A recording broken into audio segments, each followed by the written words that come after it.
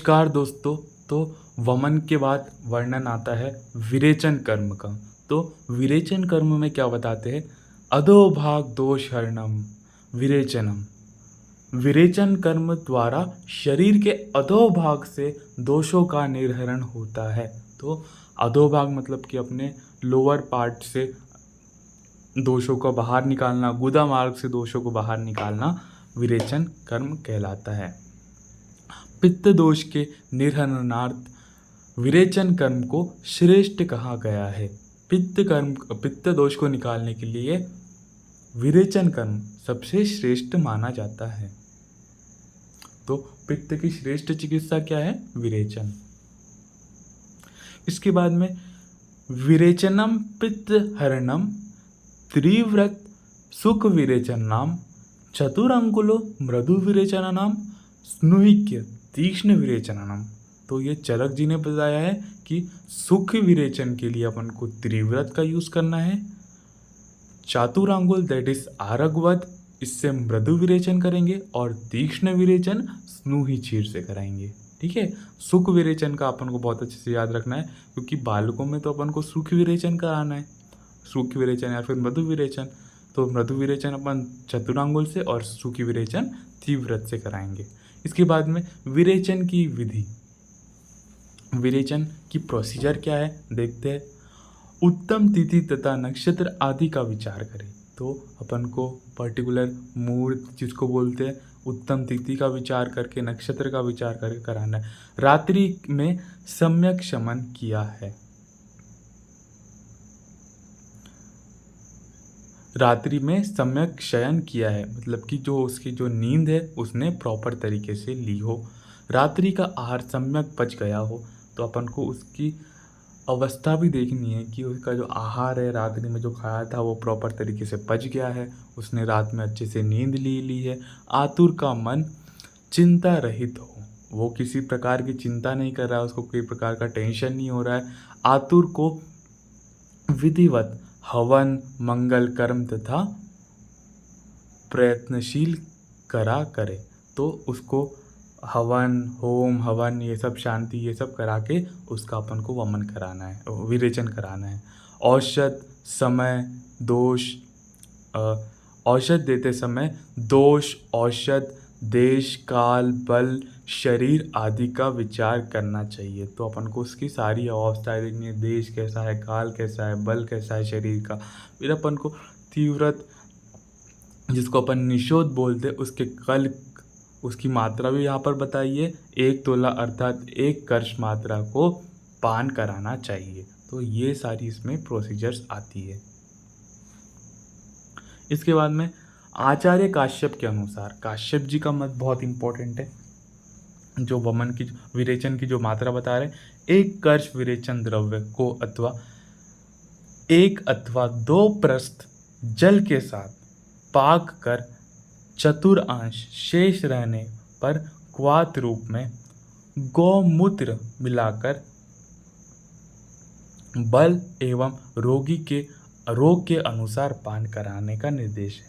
तो आचार्य काश्यप जी इसकी कितनी मात्रा बताते हैं? विरेचन द्रव्य की 1 कर्ष, जो कि 1 तोला होती है। देखो अपन ने यहाँ पर पढ़े थे 1 तोला अर्थात 1 कर्ष यहाँ पर मात्रा ये पिला रहे। कितने प्रस्थ जल के साथ? 1 अथवा 2 प्रस्थ जल के साथ। जब वहाँ पर चतुर्थांश शेष है, जहाँ अपन को यहाँ पर क्वाथ बनाना है, तो उसको क्वाथ को अपन को गौमूत्र में मिलाकर अपन को देना है रोगी के बल और रोग के अनुसार। इसके बाद में बालकों में उपरोक्त को नवनीत मिश्रित कर लेहन कराने का निर्देश है। तो नवनीत मतलब कि मक्खन होता है, मक्खन को मिलाकर अपन को लेहन कराना है। मात्रा वय के अनुसार होनी चाहिए अथवा वयस्कृत में दी जाने वाली मात्रा आधे प्रमाण में होनी चाहिए। तो यहाँ पर बताते हैं कि मात्रा जो अपन यहाँ पर ले रहे हैं उसकी अकॉर्डिंग टू एज होनी चाहिए। विरेचन के सम्यक योग होने पर 2, 3, 4 वे क्रमशः हीन मध्यम और प्रवर शुद्धि का दर्शाते हैं। तो विरेचन अगर सम्यक योग यहाँ पर हो रहे तो 2 वेग, 3 वेग, 4 वेग, हीन वेग कितने होते हैं? 2, 3 मतलब कि मध्यम वेग 3 होते हैं और 4 जो होते हैं वो प्रवर शुद्धि के वेग होते हैं। इसके बाद में जो काश्यप जी बहुत इंपॉर्टेंट चीज़ क्या बताते हैं यहाँ पर, अमलताज गुदा को द्राक्षा रस के साथ 4 वर्ष से 12 वर्ष तक के बालक में प्रयोग कराना है। तो द्राक्षा जो होती है, द्राक्षा मधुर होता है, मैंने आपको पहले ही बताया था। जो बच्चे होते हैं वो बहुत मृदु होते हैं, बहुत कोमल होते हैं, उनमें अपन को मधुर शीतल ऐसी औषधि का प्रयोग करना है। तो 4 से 12 वर्ष में अपन को अमलताज अपन ने पढ़ा है कि ये मृदु विरेचन कराएगा। अमलताज का जो गुदा होगा मृदु विरेचन कराएगा। काय के साथ अपन इसको यूज़ करेंगे? द्राक्षा रस के साथ 4 से 12 वर्ष के बालक में। इसके बाद में आता है शिशुओं में विरेचन साध्य रोग। तो यहाँ पर कौन कौन से रोगों में अपन को इनका यूज़ करना है? तो यहाँ पर ये रोग बता रहे हैं। तीव्र क्षीरेण शोधित। तीव्रत जो होता है ये तीव्रत सूखी विरेचन कराता है, तो तीव्रत के क्षीर का अपन को इस्तेमाल करना है। फक रोग की चिकित्सा में 7 रात्रि तक स्नेहन के उपरांत तीव्र क्षीर से विरेचन कराना चाहिए। फक रोग जो होता है, जो केवल काश्यप जी ने बताया है, इसमें 7 रात्रि तक की इसकी चिकित्सा में क्या बताते हैं, 7 रात्रि तक के अपन को इसमें स्नेहन करना है, उसके उपरांत तीव्र क्षीर से अपन को विरेचन करवाना है। बालकों में कृमि कोष्ठ में विरेचन कराना है। कृमि दैट इज बॉम्ब के कारण जो इन्फेक्शंस होते हैं जो जंतु जिसको बोलते हैं, ठीक है। कृमि में अपन को कृमि कोष्ठ में अपन को यहाँ पर विरेचन करवाना है। इसके साथ साथ में वैवर्ण दोष युक्त दुग्ध वाली धात्री में तथा कृमि कोष्ठ में विरेचन कराने का विधान है। तो धात्री का भी अपन को विरेचन कराना है, क्योंकि धात्री से ही तो वो दुग्ध पान करेगा। अगर जो धात्री है वो वैवर्ण है, दोष युक्त है, तो उसमें भी अपन को विरेचन कराना है, जिसके कारण उसके जो दोष है उसका शमन हो जाए और जो ब्रेस्ट फीडिंग जो बच्चा है वो अच्छे से ग्रो करे, उसकी जो स्तन है उसमें दोष ना जाए, ठीक है। इसके बाद में सुकुमार, पक्षाघात एवं रेवती बालगृह में विरेचन का निषेध है, ठीक है। तो ये भी बहुत ही इंपॉर्टेंट, अगर बच्चा बहुत ही ज़्यादा मृदु है, बहुत ही ज़्यादा कोमल है, तो उसमें विरेचन बिल्कुल ना कराए। सुकुमार है तो बिल्कुल ना कराए। पक्षाघात है या फिर उसको रेवती बालगृह है तो यहाँ पर भी विरेचन का निषेध बताते हैं। इसके बाद में विरेचन के अतियोग, सम्यक योग और हीन योग यहाँ पर बता रहे हैं ये। तो अतियोग में देख ले, मूर्छा, शूल, गुदभ्रंश और वातिक विकार इसको हो सकते हैं अतियोग में। और अगर सम्यक योग हुआ है तो उसको सारे अच्छे अच्छे लक्षण मिलेंगे। सम्यक विरेचन में इंद्रियों की शुद्धता मिलेगी, रसाती धातुओं की शुद्धता मिलेगी, बीज की कर्ममुक्ता अधिक होती है, आमाशय, पक्वाशय, पित्ताशय, गुदाशय, इन सब में रक्त का सम्यक अवस्था में होती है, ठीक है। श्रुधा सम्यक प्रकार से लगती है, मतलब कि भूख प्यास अच्छी लगेगी उसको। वात मूत्र की प्रवृत्ति सम्यक प्रकार से होगी और शरीर में लघुता, अग्निदीपन सम्यक प्रकार से होगा। अगर वहाँ पर अयोग हो गया, मतलब कि कुछ अधिक लक्षण यहाँ पर अपन को देखने को मिल रहा है। अतियोग के तो देख लिए, अगर अयोग हो गया वहाँ पर तो मल मूत्र त्याग में कृच्छता, त्वचा पर पीड़िकाएँ, ज्वर, अरुचि, गौरवता और आद्यमान देखने को मिलेगा। इसके बाद में बस्ती आ जाता है। बस्ती भी बहुत इंपॉर्टेंट कर्म है। बस्ती की निरुक्ति में देखते हैं। बस्ती जो शब्द है, बस्ती शब्द वस धातु से मिलकर बना है। निवास या आच्छादन अर्थात अर्थ से प्रयुक्त से बनता है, ठीक है। निवास करना, किसी में स्टे करना, दैट इज रुकना, ये बस्ती का अर्थ है, निवास करना। बसु निवासे, निवास करना, ठीक है। बस्ती वस्तु आवरणेतु मूत्रम अर्थात जो मूत्र को आवरण धारण करे वो बस्ती है। मूत्र का धारण करे या फिर मूत्र पर आवरण बनाए वो बस्ती है। बस्ती यह क्रिया है जिसके द्वारा प्रायः घृदा मार्ग से औषधि, क्वाथ, स्नेह, मांस रस एवं रक्त आदि द्रव्यों को पक्वाशय में प्रविष्ट कराया जाता है। बस्ती एक प्रोसेस है, क्रिया है जिसमें क्या करेंगे अपन औषधियों को गुदा मार्ग से प्रवेश कराएंगे। क्वाथ, स्नेह, मांस रस एवं रक्त आदि द्रव्यों को अपन को पक्वाशय में प्रविष्ट करवाना है। गुदा को अतिरिक्त मार्ग, गुदा के अतिरिक्त मार्ग उत्तर गुदा अर्थात मूत्र मार्ग या योनि मार्ग में से दी जाने वाली बस्ती की संज्ञा उत्तर बस्ती होती है। अगर अपन जो मार्ग है गुदा से नहीं दे रहे, अगर अपन उसके मूत्र या फिर योनि मार्ग से दे रहे हैं बस्ती, तो उसको अपन उत्तर बस्ती कहेंगे। उत्तर बस्ती क्या है? अगर अपन मूत्र मार्ग या फिर योनि मार्ग से दे रहे तो वो उत्तर बस्ती है। इसके बाद में यह चिकित्सा विशेषकर वात दोष जन्य विकार में प्रयुक्त, और अपन को पता है वात के कारण कितने सारी व्याधियाँ होती है, तो ये बहुत इंपॉर्टेंट चीज़ है। तो बस्ती जो है एक बहुत ब्रॉड चिकित्सा है एक टाइप से, क्योंकि बहुत सारी जो डिसीजेज है वो वातिक होती है। तो आचार्य काश्यप ने बालकों में इस विधि बस्ती का प्रयोग अमृत समान फलदायी बताया है।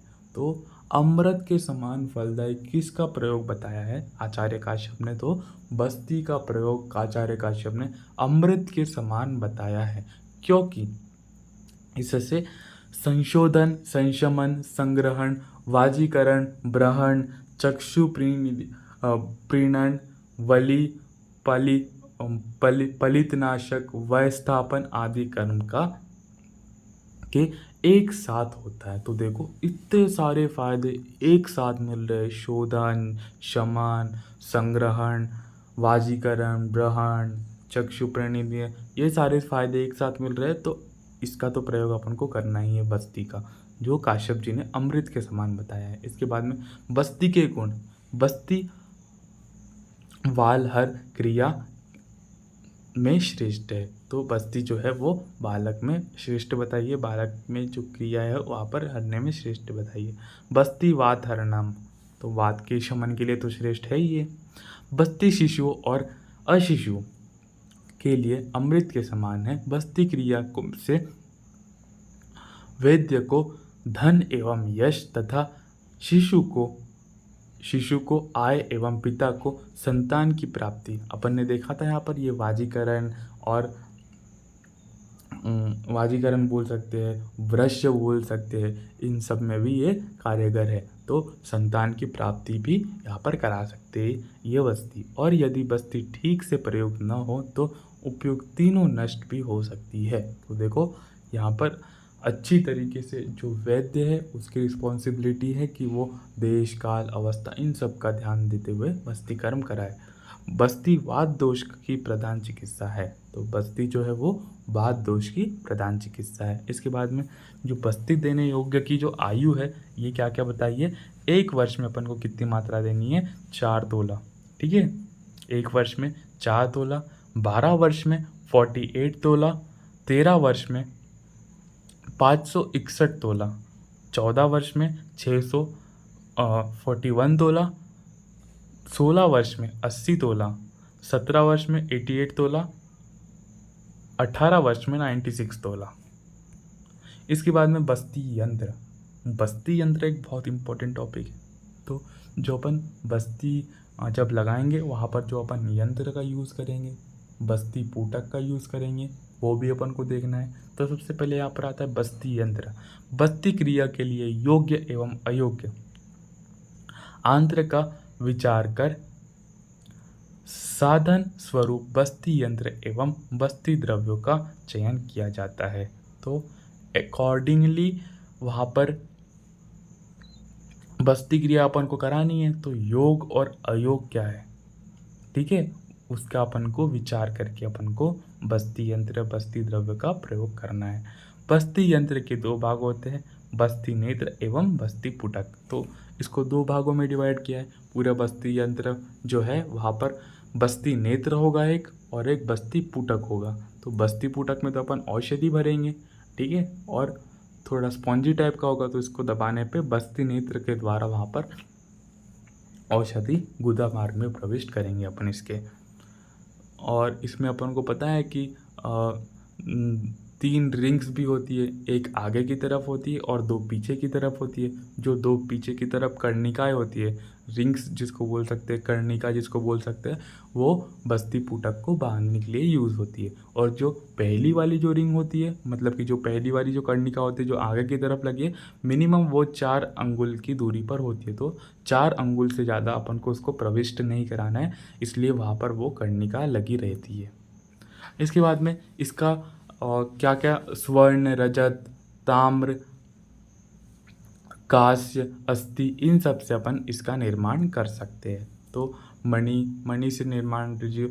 और ये गौपुच्छ आकार की बस्ती नेत्र होता है। तो ये बहुत इंपॉर्टेंट है, गौपुच्छ आकार का बस्ती नेत्र होता है। आगे से थोड़ा पतला और पीछे थोड़ा मोटा, ऐसा टाइप का ये होता है। इसके बाद में देखते हैं, देखो मैंने यहाँ पर डायग्राम भी लगा के रखा है। अग्रभाग में देखो, यहाँ पर जो एक कर्णिका लगी है वो 1/4 भाग में लगी है, ठीक है। तो कर्णिका 1/4 भाग में लगी है, और जो पीछे वाली 2 कर्णिका है वो जो मूल भाग में लगी है, वहाँ पर अपन बस्ती पुटक का को लगाएंगे, और जो आगे वाला भाग है उसको गुदा में प्रविष्ट करवाएंगे। बस्ती नेत्र पर 3 संलक्षण चिकनी कर्णिकाएं स्थित रहती है। बस्ती नेत्र के अग्रभाग में चतुर्भाग पर एक कर्णिका, मतलब कि 1/4 भाग पर एक कर्णिका नेत्र के गुदा के आधा अधिक भीतर जाने से रोकती है। मैंने बताया था आपको, बहुत ज़्यादा अंदर जाने से रोकेगी। और नेत्र का मूल भाग पर बस्ती पुटक को बांधने के लिए 2 कर्णिकाएं होती है। इसके बाद में बस्ती पुटक कुछ इस प्रकार से दिखता है, ठीक है। इसमें अपन जो औषधि है उसको भरेंगे। इसके बाद में बस्ती के प्रकार कौन कौन से हैं? नीरू बस्ती, अनुवासन बस्ती और उत्तर बस्ती। नीरू बस्ती इसको आस्थापन बस्ती भी बोलते हैं, या फिर स्निग्ध बस्ती भी जिसको बोलते हैं, अनुवासन बस्ती को बोलते हैं। इसके बाद में नीरू बस्ती क्या है? जिसमें क्वाथ का बाहुल्य होता है, जो शरीर से दोष एवं व्याधि का निर्हरण करती है। वह शरीर का रोहण वृद्धि करने में समर्थ हो, उसे नीरू बस्ती कहते हैं। तो ये क्या है, यहाँ पर अपन क्वाथ द्रव्य की बहुलता होगी, यहाँ पर व्याधि का निर्हरण करेगी, इसलिए नीरू बस्ती बोल रहे हैं इसको, और शरीर की वृद्धि करेगी। दोष धातु एवं मल एवं आयु को स्थापित करने वाली इसे आस्थापन बस्ती भी कहते हैं। तो नीरू बस्ती को आस्थापन बस्ती भी कहते हैं। ये बहुत इंपॉर्टेंट है। नीरू बस्ती इस आस्थापन बस्ती, और ये दोष धातु मल को निकालने वाली होती है, दोष धातु मल को सम्यक अवस्था में रखने वाली होती है, और आयु को स्थापित करने वाली होती है। बस्ती साध्यम विरेकेन बालक में विरेचन साध्य रोग में विरेचन के स्थान पर इस बस्ती का प्रयोग किया जाता है। तो बालक में विरेचन तो नहीं करवाना है, ज़्यादातर अपन को विरेचन का प्रयोग नहीं करना है बालक में, क्योंकि वो मृदु होते हैं, तो वहाँ पर अपन को नीरू बस्ती का प्रयोग अपन कर सकते हैं, ठीक है। स्पष्ट लिखा है इनने, बस्ती साध्यम विरेकम, तो विरेचन के स्थान पर अपन को बस्ती करानी है बालक में। यह दोष का निष्कासन विरेचन के समान करते हुए बल, वर्ण, मार्दव उत्पन्न करती है। तो ये बस्ती जो है वहाँ पर बालक में विरेचन जैसे ही काम करेगी, बल, वर्ण और मार्दवता को भी बढ़ाएगी। तो ये बहुत इंपॉर्टेंट चीज़ अपन ने यहाँ पर सारांश निकाल लेते हैं कि बस्ती जो है अपन विरेचन के स्थान पर कर सकते हैं बालक में। इसमें नीरू बस्ती की आयु अनुसार मात्रा, तो 1 वर्ष में ये तो अपन ने देख लिया था, लेकिन नीरू बस्ती का पर्टिकुलर क्या है, नीरू बस्ती का ही था वो 1 वर्ष में 4 तोला, 12 वर्ष में 48 तोला, 13 वर्ष में 561, 14 वर्ष में 641, 16 वर्ष में 80, 17 वर्ष में 88 और 18 वर्ष में 96 तोला। इसके बाद में अनुवासन बस्ती, अनुवासन बस्ती को अपन स्निग्ध बस्ती भी बोलते हैं। अनुवासन बस्ती का अर्थ होता है जो शरीर में कम मात्रा में रहे, कम समय तक के रहे, मतलब कि यहाँ पर कुछ समय तक की ये रहेगी, वास करेगी, अनुवासन है, तथा इससे उपद्रव नहीं होता। तो देखो ये सेफेस्ट बस्ती है एक टाइप से, यहाँ पर वो उपद्रव क्रिएट नहीं कर रही। यह भोजन के बाद दी जाती है अथवा यह प्रतिदिन दी जा सकती है। इसमें मुख्य द्रव्य स्नेह होता है, यहाँ पर स्नेह का मुख्यतः यूज़ कर रहे हैं, इसलिए अनुवासन बस्ती, स्निग्ध बस्ती भी इसको बोलते हैं। यहाँ पर मात्रा के अधिक पर इसमें निम्न 3 भेद होते हैं। तो स्नेह बस्ती, अनुवासन बस्ती और मात्रा बस्ती, ये बेसिकली इसके भेद ही है, लेकिन अनुवासन को स्निग्ध बस्ती भी कहीं कहीं लिख देते हैं। तो क्या क्या बोलते हैं इसको, मतलब कि इसके भेद क्या क्या है। मात्रा के बेस पर स्नेह बस्ती, अनुवासन बस्ती और मात्रा बस्ती। मात्रा बस्ती पढ़ते हैं अपन यहाँ पर। तो मात्रा बस्ती बालक के लिए उपद्रव रहित होने से श्रेष्ठ है। बालक में बहुत श्रेष्ठ बताई है मात्रा बस्ती, क्योंकि कोई भी उपद्रव नहीं कर रही है। ये मात्रा बस्ती जो है कोई भी उपद्रव नहीं कर रही है, इसलिए श्रेष्ठ है। इसमें अल्प मात्रा प्रयोग कर रहे हैं, क्रमशः बढ़ाने का निर्दिष्ट है। तो इसमें सबसे कम मात्रा यूज़ कर रहे हैं मात्रा बस्ती में, इसलिए बालकों में कोई उपद्रव उत्पन्न नहीं कर रही है, तो श्रेष्ठ बताई गई है इसे। मात्रा बस्ती सेदेव बल्य मल निष्कासन एवं धातु पुष्टिकारक एवं सुखकारक मानी जाती है। तो जो मात्रा बस्ती है ये बल को तो बढ़ाएगी, क्योंकि अपन ने द्रव का प्रयोग तो किया ही है इसमें, भले ही थोड़े कम बल को बढ़ाएगी लेकिन बल को तो बढ़ा रही है। मल का निष्कासन भी कर रही है, धातुओं की पुष्टि भी कर रही है, ठीक है, और उपद्रव भी नहीं कर रही है, सुखकर है ना। इसका प्रयोग कभी भी किया जा सकता है। इसके पत्य अपत्य के प्रयोग विशेष ध्यान देने की आवश्यकता नहीं होती है। तो यहाँ पर बहुत ज़्यादा अपन को ध्यान देने की ज़रूरत नहीं है कि क्या पथ्य है क्या अपथ्य है, बिकॉज बहुत कम मात्रा में अपन को यहाँ पर द्रव्य को सेवन करवा रहे हैं, प्रयोग कर रहे हैं द्रव्य का। इसके बाद में नस्य कर्म आ जाता है। तो नस्य कर्म भी बहुत इंपॉर्टेंट टॉपिक है। नस्य कर्म जिसको शिरोविरेचन बोलते हैं, जो ऊर्ध्वगत रोग में अपन करते हैं। चरक ने शीर्षो ही नासा द्वारम कहा है, तो और वाग्भट जी नासा ही शीर्षो द्वारम बताते हैं, ठीक है। तो इसमें अपन को क्या करना है, देखो औषधि अथवा औषध सिद्ध स्नेह को नासा मार्ग में दी जाने वाली क्रिया को नस्य कहते हैं। तो औषधि को या फिर स्नेह को अपन नासा से प्रविष्ट करवा रहे हैं, उसको अपन नस्य कहते हैं, ठीक है।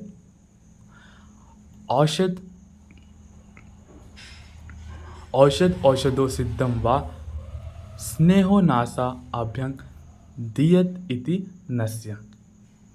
ऊर्ध्वजत के विकार के लिए नस्य विशेष रूप से उपयोगी है। तो जो ईएनटी वाला जो डिपार्टमेंट है, नासा ऊर्ध्वजतरुगत रोग है, वहाँ पर नस्य विशेष कार्यकारी होता है, क्योंकि नासा सिर का द्वार है। देखो मैंने आपको पहले ही बताया कि नासा जो है सिर का द्वार है, नासो ही शीर्षो द्वारम, ठीक है, तथा नासा द्वारा प्रविष्ट औषधियाँ संपूर्ण शरीर में व्याप्त होकर विकार का नष्ट करती है। तो नासा सिर का द्वार है, सिर में अगर औषधियाँ चली गई ब्रेन से, वो पूरे शरीर में सर्कुलेट हो जाएगी, ठीक है।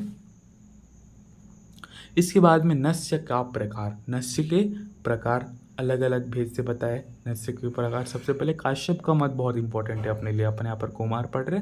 काश्यप ने शोधन और पूरण नस्य बताया। तो पूरण नस्य ग्रहण करने के लिए और शोधन नस्य तीक्ष्ण पदार्थ का अपन इसमें प्रयोग करते हैं। तो शोधन जो है वो डिसीज्ड वाले बोल सकते हैं, और जो पूरण है वहाँ पर अपन सामान्य में ग्रहण के लिए यूज़ करेंगे, ठीक है। स्नेह नस्य की मात्रा के अनुसार भेद। स्नेह नस्य की मात्रा जो है वो मर्श नस्य की कितनी मात्रा है, और प्रतिमर्श नस्य जो होता है वो अपन डेली दे सकते हैं, इसलिए यहाँ पर 2 बिंदु मात्रा का प्रयोग करना है, और मर्श नस्य में 6, 8 और 10 बिंदु मात्रा का प्रयोग बताते हैं। इसके बाद में मर्श नस्य। तो मर्श और प्रतिमर्श तो अपन ने पढ़ लिया, लेकिन मर्श नस्य में और क्या देखना है अपन को। मर्श नस्य का प्रयोग बालक में 8 वर्ष के बाद किया जाना चाहिए। तो मिनिमम अपन को 8 वर्ष यहाँ पर आयु बता रहे हैं। इसी के बाद में अपन को डिसीज्ड कंडीशन में 8 वर्ष के बाद पश्चात अपन को मर्शनस्य का प्रयोग करवाना है। स्तन्यपान कराने वाली बालक में कटु तेल अथवा सेंधव घृत मिश्रित नस्य 2 से 3 बूंद की मात्रा में प्रयोग करना चाहिए। तो स्तन्यपान कराने वाले बालक में कटु तेल या फिर सेंधव घृत का अपन को 2 से 3 बूंद नस्य कराना चाहिए। इसके बाद में प्रतिमश मतलब डेली जो अपन सेवन करवा सकते हैं, मतलब करा सकते हैं नस्य, वो है प्रतिमश नस्य। जन्म के प्रयोग किया जा सकता है। जन्म मतलब कि जब वो न्यूनेटल स्टेज में है, मतलब कि जब उसका जन्म हो गया है, नवजात शिशु है, उसमें अपन डायरेक्ट जन्म से ही अपन इसमें प्रयोग करवा सकते हैं प्रतिमश। मर्श साधित रोग में प्रतिमश नस्य का प्रयोग कराना चाहिए, क्योंकि अपन जो मर्श नस्य है वो कब कराएंगे, अपन 8 वर्ष के बाद ही करा सकते हैं। तो वहाँ पर जो है, अगर वहाँ पर व्याधियाँ हो जाती है बच्चों को 8 वर्ष से पहले, तो वहाँ पर अपन प्रतिमर्श नस्य करवा सकते हैं। नस्य के लिए तेल का प्रयोग ही श्रेष्ठ है, क्योंकि सिर कफ का स्थान है। ठीक है, तो सिर जो है वो कफ का स्थान है बेसिकली। मतलब कि अपन ने पढ़ा है ना कि उरह प्रदेश से ऊपर कफ का स्थान होता है, तो वहाँ पर अपन को तेल का प्रयोग करना है उस। इसके बाद में रक्त मोक्षण, बहुत इंपॉर्टेंट टॉपिक है रक्त मोक्षण। रक्त मोक्षण में देखो क्या लिखा है,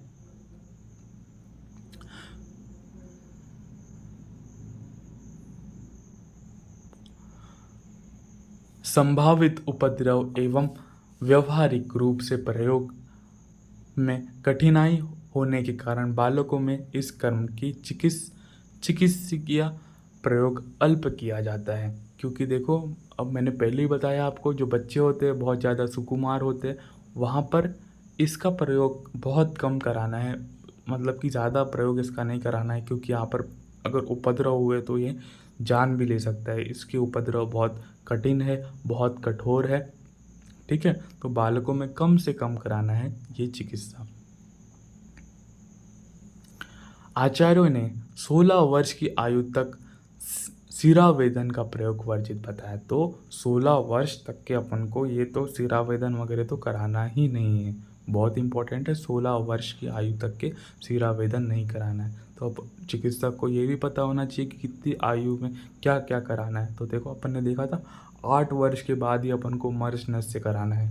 8 वर्ष के पहले अपन प्रतिमर्श तो करा सकते हैं, लेकिन 8 वर्ष के बाद ही मर्श नस्य कराना। वैसे ही रक्त मोक्षण अपन को 16 वर्ष के, रक्त मोक्षण बोल सकते हैं, सिरावेदन बोल सकते हैं, 16 वर्ष के बाद ही कराना है। परंतु कुछ रोग जैसे अहिपूतना, कुणक आदि व्याधियों में जलोका से अपन ये करा सकते हैं। ठीक है, जलोका से करा सकते हैं, जैसे कि अहिपूतना हो गया, कुकुणक हो गया, ऐसी व्याधि में जलोका से अपन रक्त मोक्षण करा सकते हैं। जलोका प्रयोग विधि, जलोका डेट इज लीच थेरेपी जिसको अपन बोलते हैं, वो कैसे करनी है।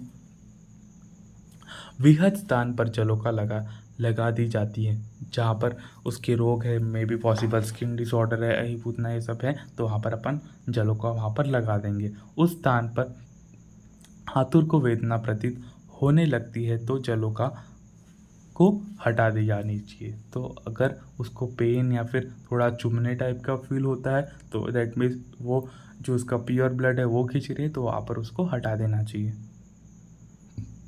वेदना एवं कंडू शमन के लिए उस स्थान पर जो है वो घृत, मधुयष्टि, चंदन, उशीर आदि द्रव्यों का प्रयोग करना चाहिए। तो अगर वहाँ पर कंडू वेदना हो रही है, तो अपन वहाँ पर घृत, मधुयष्टि, चंदन, ये सब शीतल द्रव्य, उशीर, उसका प्रयोग करना चाहिए कंडू या फिर जलन होने पर।